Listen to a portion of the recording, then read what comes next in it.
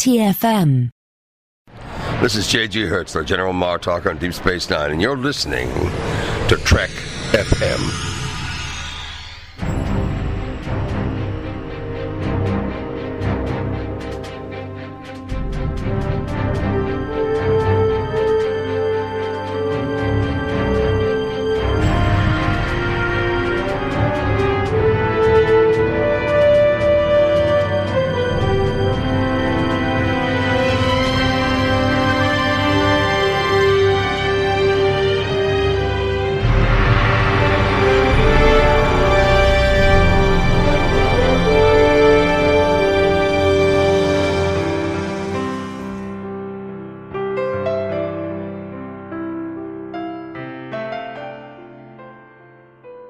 Welcome, Niners, to another episode of The Orb, our dedicated Deep Space Nine podcast. I'm Christopher Jones, and with me, as he always is my esteemed co-host, Matthew Rushing. And Matthew, I hope you've got your AI-powered image enhancement software ready, because we're going to need it today.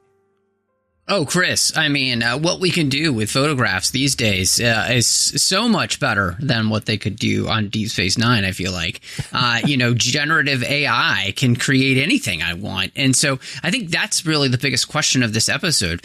Was that actually a picture of Gul Darhe'el there, or was that just generative AI providing exactly what Kira wanted to see? I think that's the big question. That is the big question. I think we need to look closely and see if Gul Darhe'el has 3 arms. Then we'll know that it's a fake. It's a fake. Oh, man. All right. I had to laugh rewatching this episode when Jadzia says I'm running an image enhancement algorithm, because in my work now, I use software from a company called Topaz that does amazing things to enhance less than ideal photos that you receive that need to be run in print. And it feels like it was inspired by Deep Space Nine in this situation. Yeah. So, well, and can I just say too, Chris, I've noticed this, and I don't know exactly what it is, but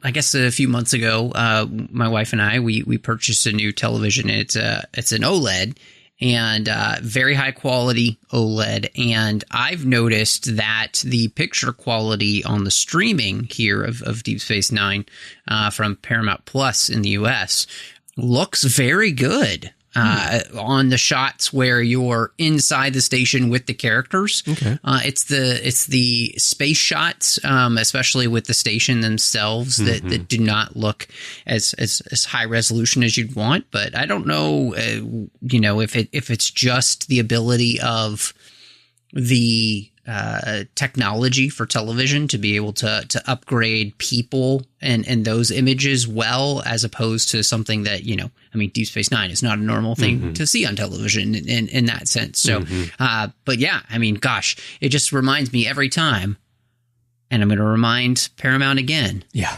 Right. Put these shows on HD, please, so that they can truly last for the next generation and the next one after that. Yeah, absolutely. Yeah, it's probably that your TV has some capability to upskill. It's got to be. But it does a great job. I'm constantly surprised at how good the show looks. Which is wonderful, because, as both you and I, massive fans of the show, we enjoy rewatching it multiple times over. It's made it for a really pleasant experience, especially as my wife and I have been making a slow rewatch of Star Trek for me, and her first time through all of it. So we're in TOS now. And of course, you've got the HD versions of that, which look pristine. And so even though not the same type of television and in general of like Enterprise or something like that, where you get into continuous storytelling, it looks great. So. Well, hopefully we will get DS9 remastered at some point, and Voyager as well. Great. And fill in those gaps. So everyone, today we're going to continue. That was just for free right there. We had, that had nothing to do with the episode. So yeah, right. Exactly. Well, today we're going to continue our 30th anniversary rewatch with Duet. Everyone, this is the 18th episode, next to last episode of season 1. And here is a quick rundown of the story. When a Cardassian named Marritza arrives seeking medical help, Kira claims he is the notorious Gul Darhe'el and wants to punish him for his war crimes. But this case of possible mistaken identity may not be as simple as it seems. At first claiming to have been Darhe'el's file clerk, Marritza later admits to being the butcher himself.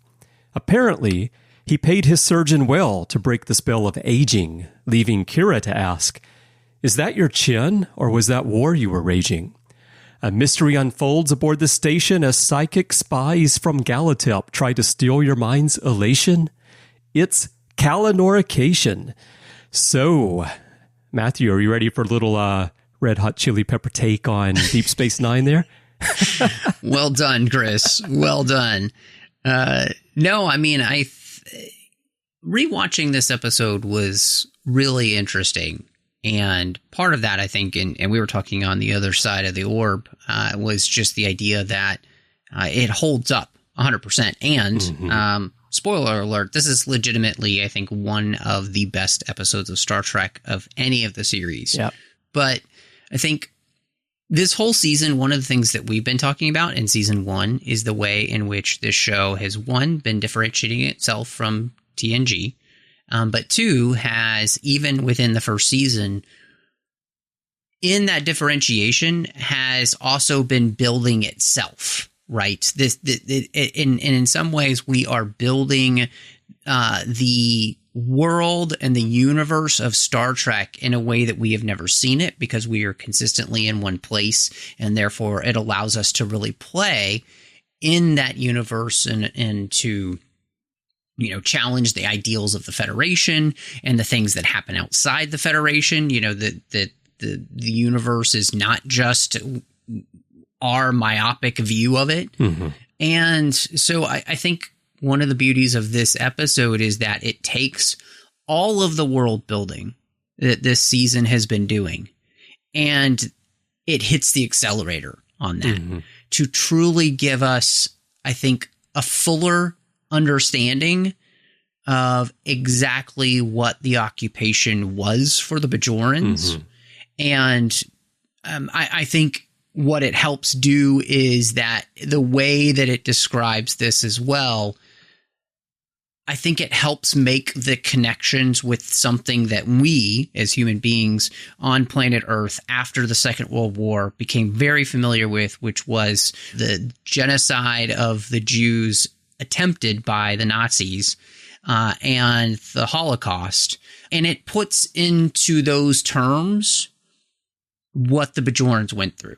Right. And so I think in that world building, it just brings to light for us, I think, the severity of the occupation, and in a way that then allows us to be able to ask a lot of really big questions and also deal with a lot of really big emotions from these characters as to what this type of act would cause on both sides, from the Cardassians to the Bajorans, which I think is probably one of the best parts about the episode, is that it shows the impact of these actions on both sides of the coin, which is really well done. Yeah. You mentioned the Holocaust, and in this episode, that is the inspiration for the story. There's a stage play called The Man in the Glass Booth by Robert Shaw, and that is where the inspiration for the plot actually comes from. And I think that it mirrors that story quite well and puts the Star Trek wrapper with the Bajorans and the Cardassians on it in a way that it feels completely natural for the story here, and also highlights how this issue, which we'll talk about a lot today, I'm sure, of collective crimes and personal guilt, and how two sides can try to come to terms many years later after conflict has taken place. And So that's definitely the inspiration for the story. And as far as the world building goes, what I see when I watch this, every time I rewatch it, it just always is driven home to me how, like you said, it hits the accelerator here. Emissary sets up, well, even TNG had set up what was going on with the Bajorans and the Cardassian occupation, but Emissary really puts that down as the foundation for the series and why the Federation's here, why Sisko is here to lead what's going on. Sets up the conflict within the crew in terms of Sisko's here to do a job to try to help Bajor move forward, but there's this lingering hatred, which gets channeled primarily through Kira's character. But then throughout season 1, while we do touch on Bajor here and there, we get a lot of kind of typical Star Trek stories, as we've discussed here on the show through this season 1 rewatch. But here, the descriptions that Kira gives of what happened, and then the descriptions that Marritza gives of what happened in those camps and what happened to the Bajorans, what the Cardassians did, it really brings that to reality in a way that I don't think has happened yet on the show. And and it doesn't just do it for this one stage play that we get here in the holding cell, but it does it for everything moving forward, because we get conflict in the ideas of the Federation and Bajor in the next episode, and then we kick off season 2 with the trilogy about all the machinations that are going on, the power struggle on Bajor. So it's almost like this is a starting point for the DS9 story that we really think of when we think about everything that happens from here on to the end. Yeah. I'll do a quick connection here too with Dayton Ward, friend of the show's latest book called Pliable Truths, which deals with right before we entered the Deep Space Nine saga, in the sense of the Enterprise's story about being sent to Bajor after the Cardassians are pulling out, and the ramifications of all that. It's a phenomenal book. I recommend it to anyone highly. And in fact, by the time this episode drops, Dayton will have been on the show as well, so you can listen to that interview. But I think one of the things that this does, and it's something that is never quite touched upon in Deep Space Nine, which is a really interesting thing. And so one of the things that Dayton does is actually utilize this as a story point. You know, the fact that the Federation had not stepped in to help the Bajorans in those 50 years of this occupation, when they can't have been unaware of some of the types of atrocities that we hear about here. Well, you've got a Bajoran officer in Starfleet at that point. Exactly. Yeah. And, you know, in TNG, we saw the effects, right, in some of those episodes about what the Bajorans had gone through as well, that were helping to set up Deep Space Nine. And so what I find interesting about this episode, though, is that is a question that I think kind of gets raised a little bit here that we don't actually really deal with, which is the Federation, yes, is here now to help. But when Kira talks about what people went through in the Gallitep camp, and then Marritza, who is trying to get himself executed because he feels the guilt, when he talks about that, you don't get any sense that he's not telling the truth of what it was like for most Cardassians at that camp and the joy that they took inflicting pain. In fact, the reason we don't is because we know from history this to be the case with camps like Auschwitz and others. And so this is something that which we are very familiar with. And I think it really does raise this incredibly interesting question that I wish that the series had kind of dealt with, which was Bajor could have used the Federation's help before this, and they didn't get it. And they didn't step in. And so now them coming in and making this difference here and looking to help Bajor get on its feet and to become fully sustainable in and of itself. And if it wants to join the Federation, if it doesn't want to join the Federation, okay, that's great too. So, but when I hear this story, I think it just brings to mind the ways in which one of the things that we don't actually see play out in this series, and a big question that we don't really necessarily see play out in the series, which is in some ways the Federation having to atone for never doing anything for its neighbor 50 years when this type of thing is happening. And it raises it. I wish they had, because one of the things it raises is a wonderful question about the Prime Directive, right? Like of interfering. It's like, when is law not enough? Like, because just because it's law doesn't make it right.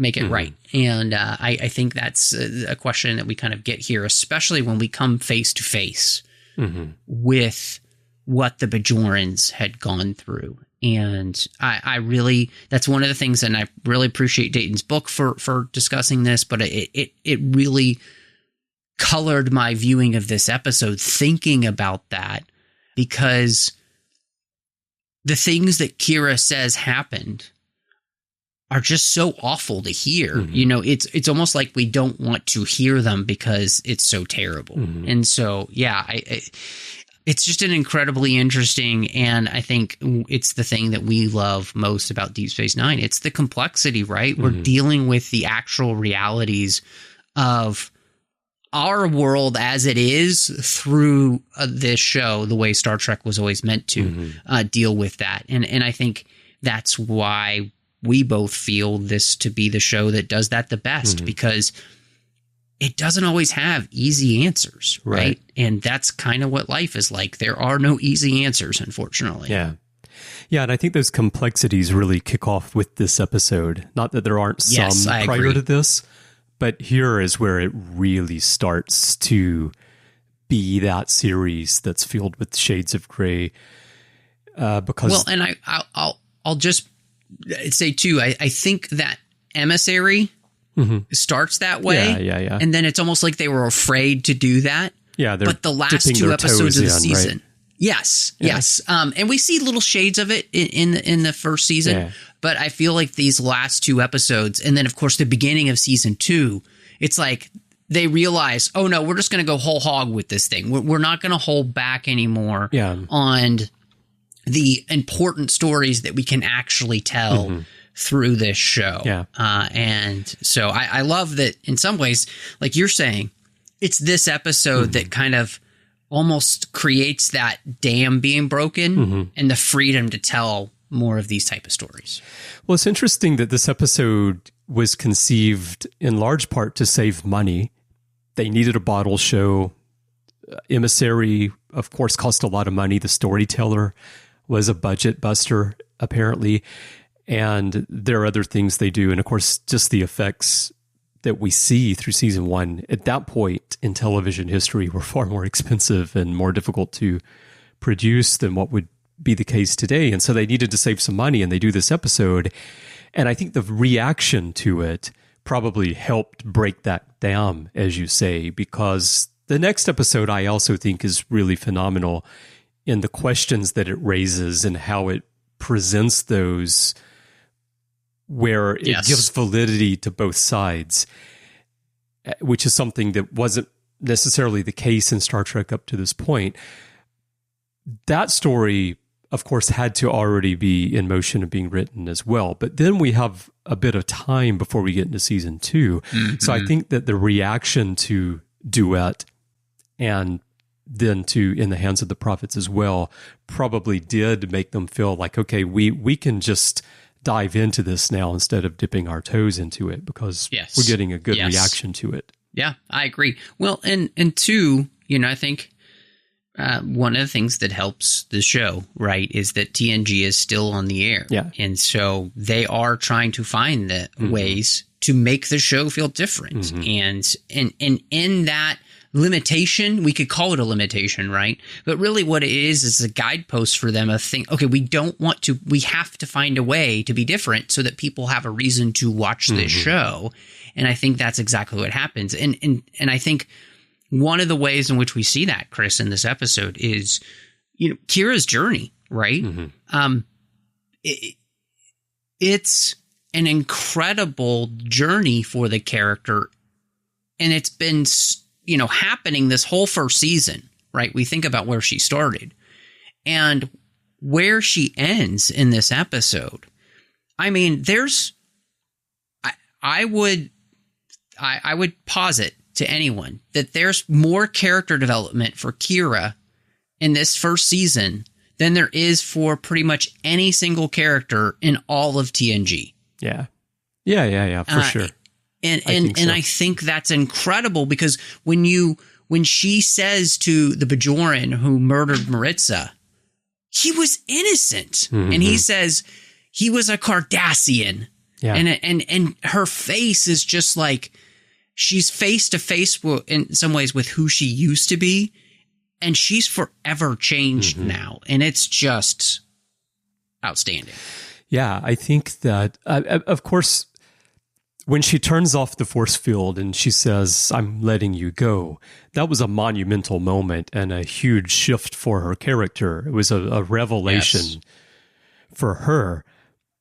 And a lot of stories would have stopped there.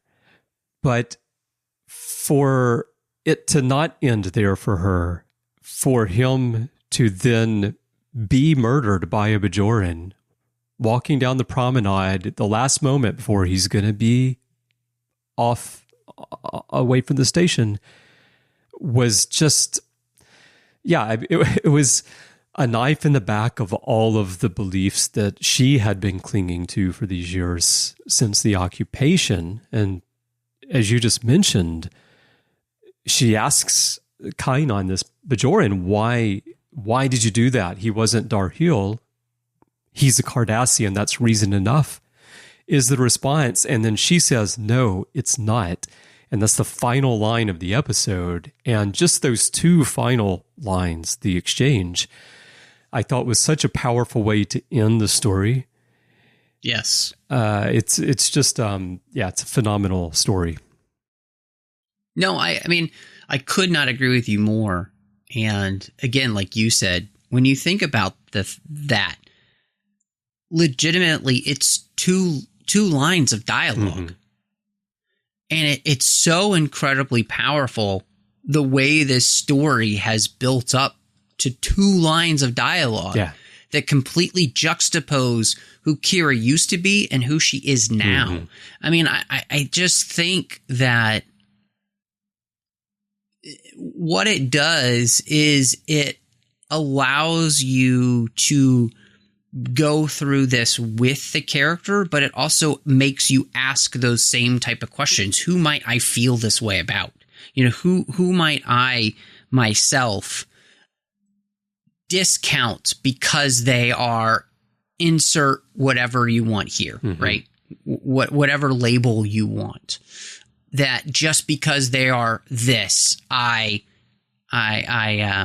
ignore them or whatever. And I think that's just, it's incredibly powerful. And again, it's one of the things that I just really was thinking about.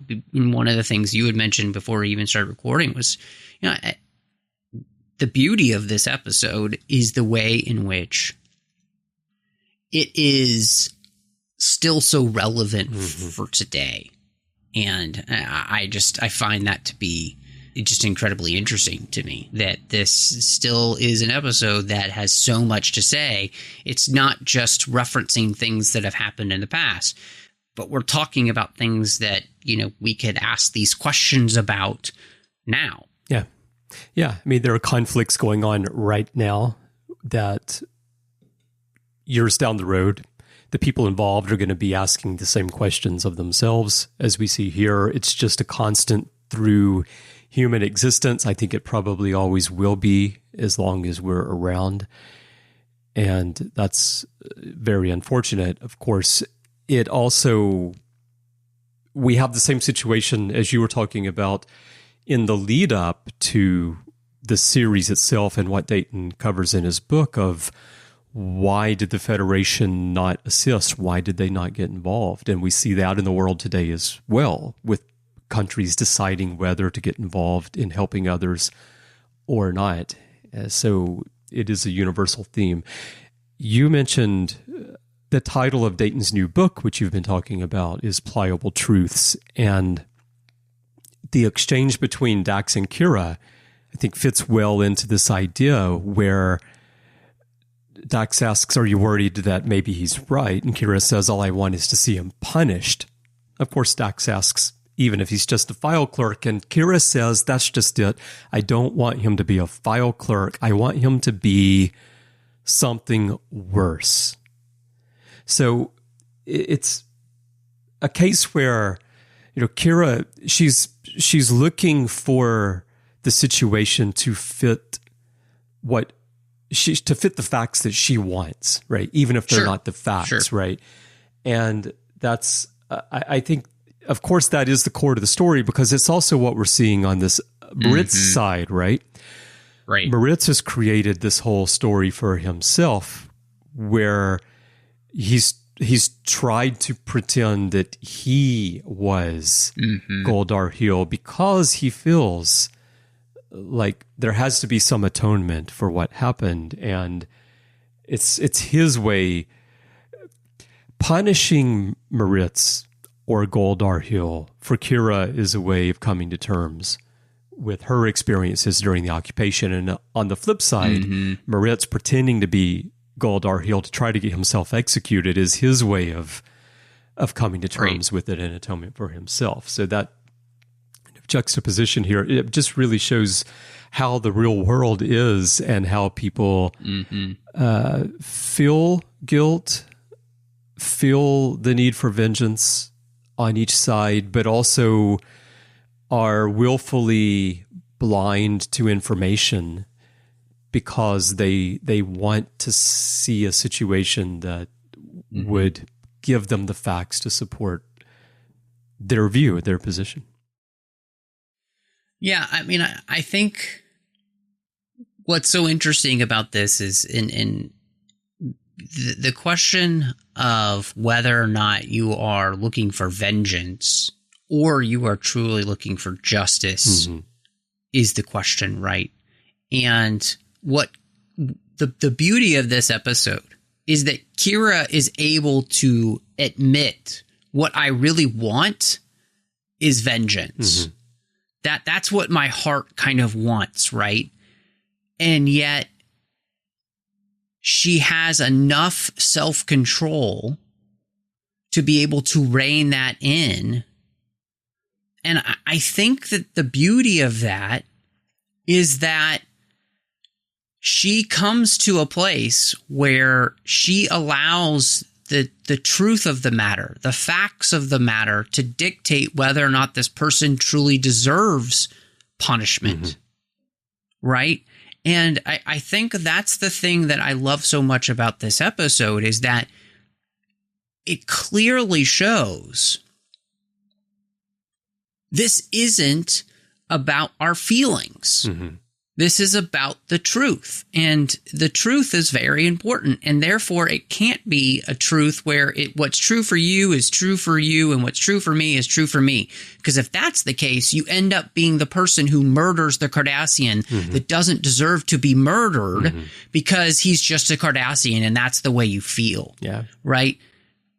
For there to be an actual truth that we hold to outside of us that is in line with the reality of the universe and facts is very important for this episode. And I love the way that this, I think, honestly, in so many ways, this episode is one that is pointing a finger at our society as it is now and shaking its finger and just wagging its head like, what the heck are you guys doing? Because you're being driven by your emotions and not by the truth.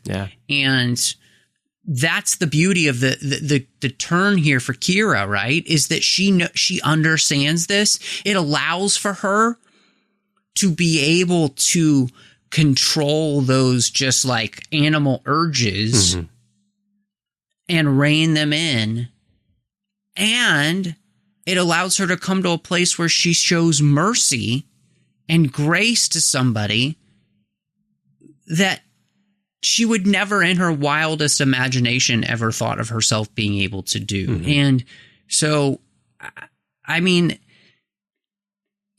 just even as we're talking about it, I'm just so blown away by the absolute depth of this episode and how, and we've talked about this so many times, just incredibly relevant it still is to our world and how it has so much to say to us. And if we just had ears to listen, maybe this world might be a slightly better place. Yeah.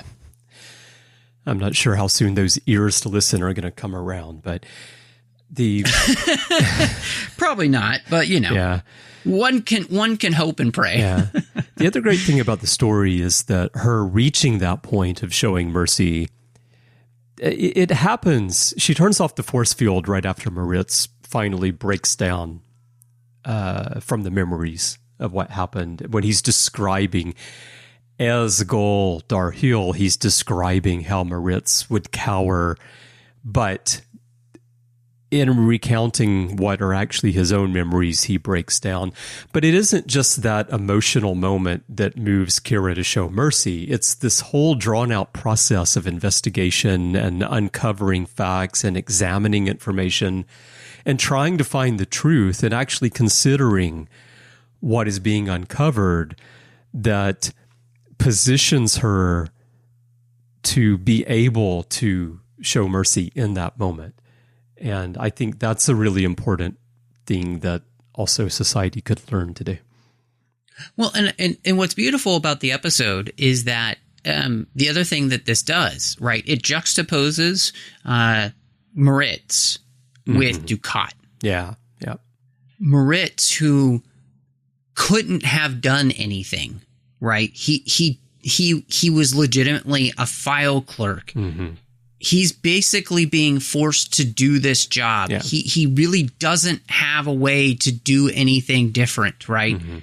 He would have just been killed, right? And yet still his remorse for not being able to do anything is juxtaposed against Duet, who is willingly been involved in the occupation and heinous acts against these people, and yet has no more remorse and tries to downplay what happened by saying it wasn't really a big deal. And I think that's the thing that this show does. And when we were talking, it connects with the world building, right? This is the only show that has treated alien species like full-fledged alien species, so that not everybody is a monoculture. Like real societies. And, yes, exactly. And so we're seeing the utter difference between a man like Marritza and a man like Duet. They're both of the same species. They're both from the same culture. And yet they're diametrically opposed to one another in how they are dealing with what happened during the occupation, what they were involved in, right? One man has remorse for not being able to do anything.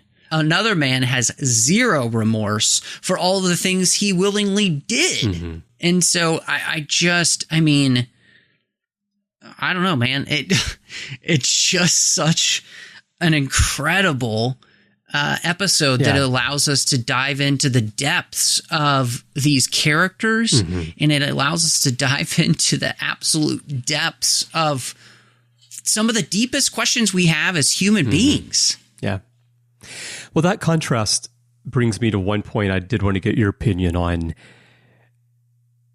Marritza says that he's doing this for Cardassia. He says Cardassia will only survive if it stands before Bajor and admits the truth.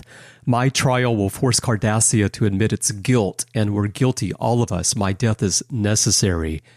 Whereas, as you say, Duet is like, it's not really a big deal, and he's going to hold fast to his view of the situation. Do you think that if Cardassia, at this point, soon after the occupation, had stood up and tried to reconcile with Bajor and take responsibility for what had happened, could they have avoided their ultimate destruction at the hands of the Dominion later on? I think that's an excellent question, and I actually think the answer is yes. I think that the interesting thing about the Cardassians as a species is that one of the major themes running through their society is pride. Mm-hmm. And the proverb goes, pride goes before the fall. Mm-hmm. And that's exactly what happens, right? They will not admit to themselves that as a whole, as a society, that they made a terrible mistake, Mm-hmm. right? And I think the beauty of this episode is that when Marritza is pretending to be Gul Darhe'el and he talks about the glories of what they were able to do against the Bajorans and what they perpetrated against them because they were building an empire. Mm-hmm. I think that is actually the sentiment of many Cardassians in general. And because of their lack of remorse and because of their hubris, they end up falling into the trap of the Dominion because they believe themselves to be people who should be ruling over others and not working cooperatively with others. And so, no, I think he's 100% correct. And I do think it would have been fascinating to see like an alternate timeline where, Cardassia does show ultimate remorse for its actions. And I think, again, that's the terrifying thing. We're living right now in a world and in a society where people are allowing others to denigrate and to other people in a way that we haven't seen to this level, since like the 1920s. Yeah. And it's pretty terrifying, right? That we thought we had learned our lesson, and apparently we haven't. Well, that's the most shocking thing is that, it seems like we had learned our lesson, and then now it's become so accepted that it is frightening. Yeah, exactly. Yeah. So the last item to touch on quickly here as we wrap up is just the story's unlikely source. I find it fascinating that this story was pitched by two interns, Lisa Rich and Gene Kerrigan-Fauci. And you might think that, well, okay, they were interns at season 1 and they went on to be big parts of DS9 storytelling. But no, they only have 3 credits and they're all together in all of Star Trek. They share teleplay credits on Liaisons from The Next Generation and then teleplay credits on Move Along Home here on DS9, and then the story for Duet, and that's it. And so it's like it's just a blip, an idea that came up from 2 people who were production interns on the show, and what they gave us is not only one of the greatest stories in Deep Space Nine, but as we've said, one of the greatest stories in all of Star Trek, which is now approaching 1,000 episodes. Mm-hmm. I mean, what do you think that it says about not only their talents, but the premise of this series of Deep Space Nine, that one of its most masterful stories could come from a source like that rather than the usual lead writers, the usual suspects? Yeah, the usual suspects. Yeah. Well, it's interesting because Liaisons is a fantastic episode of TNG. Right, and Move Along Home is a fantastic episode of Deep Space Nine for some people. We have talked about frequently, and not an absolute classic, but has its charms in some ways. Yeah, but I think what it does go to show is that these 2 interns, I think, did have a pretty good understanding of Star Trek. I mean, to write Liaisons, which is another intensely personal, character-driven show with Picard, and honestly, one of my favorites actually in that series, especially since we actually reference a previous episode in that one. You know, they seem to kind of get that same vibe right in this episode, and that's pretty incredible if you ask me. So yeah, I mean, it goes to show, and I think, you know, Star Trek itself made a habit of looking for scripts from anyone. And if you had the ability to write a good script, it really didn't matter where it came from. And gotta appreciate them for that, right? They weren't so full of themselves in the writer's room to not see potential and talent in just about anybody who wanted to try their hand at this. And, you know, of course, they might clean up scripts and those type of things and whatnot. But still, I think it's so thankful that that was the case. And in some ways, I think, you know, a lot of that is due to the fact that we're writing this, you know, the season only has 20, I think it's 21 episodes because they count. Yeah, well, it's actually 20 episodes at some. It's actually 19. Okay, yeah. 19 episodes. Yeah. Yes. So, but you know, the other seasons, they're trying to, you know, fill, you know, 26 episodes of television, and a lot of times that's part of the reason that they're looking at these other writers and these other sources. But, you know, for every profit and lace type of episode, you get some gems like a liaison or duet. Yeah. And it's just, wow. I think it also shows how Rich and Kerrigan Fauci understood human nature, because that's what's at the core of these stories. You mentioned Liaison's a very personal story, as is this one. And also, they're able to break with some of the norms. Liaisons is one of only 3 episodes, I believe, in The Next Generation that doesn't have any scenes on the bridge of the ship. And here, this is one of very, very few episodes in all of Star Trek that doesn't have a B plot.